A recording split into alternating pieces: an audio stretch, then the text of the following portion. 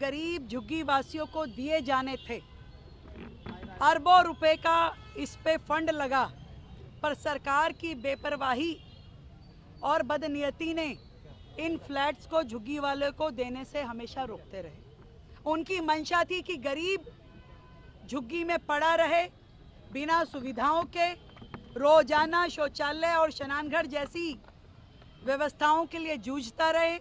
वहाँ की बहन बेटी रोज अपमान का घूंट पी के जीती रहे, परंतु उन्होंने एक भी मकान को देने का प्रयास नहीं किया। आज ये 50,000 फ्लैट जो जर्जर अवस्था में हो गए हैं, जिनको फिर से करोड़ों रुपए खर्च करने की आवश्यकताएं खड़ी हो गई हैं, परंतु जनता की चुनी हुई भारतीय जनता पार्टी की सरकार जो दिल्ली में आज है, मन से ये चाहती है कि हर झुग्गीवासी को रहने के लिए छत मिले, घर मिले, को सुरक्षित माहौल मिले, सारी व्यवस्थाएं मिले, चाहे वो स्नान घर हो, चाहे शौचालय हो और चाहे सुरक्षा हो, चाहे बच्चों के खेलने के लिए पार्क हो और चाहे लाइट, पानी, सीवर की व्यवस्था हो।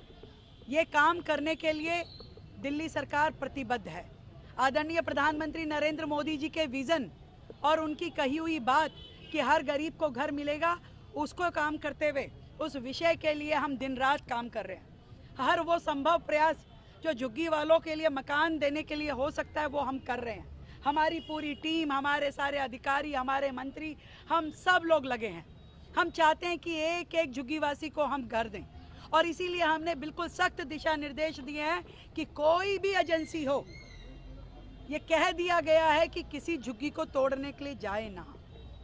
सरकार जब तक उन्हें पक्के मकान ना दे ले, तब तक हम नहीं चाहते कि किसी के भी करहाने की आवाज़ हमारे कानों तक आए, और ना ही विपक्ष की पार्टियों को इस तवे पे अपनी रोटी सेकने का अधिकार है। जिन्होंने वर्षों तक झुग्गी वासियों को एक मकान देने का प्रयास नहीं किया, आज वो झुग्गी टूटने पे रोते हैं, चिल्लाते हैं, गाली गलौज करते हैं। मैं उनसे पूछना चाहती हूँ, आपने क्यों नहीं ये फ्लैट उन्हें दे दिए? क्यों इनको जर्जर होने दिया? ये काम हमें क्यों करना पड़ा? क्या आप हमारा इंतजार कर रहे थे कि भाजपा की सरकार आएगी और वो गरीबों को मकान देगी?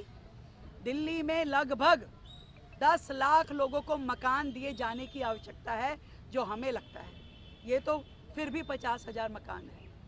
हम जरूरत पड़ेगी तो हम 10 लाख मकान भी बनाने की तैयारी करेंगे और गरीब जनता को देंगे।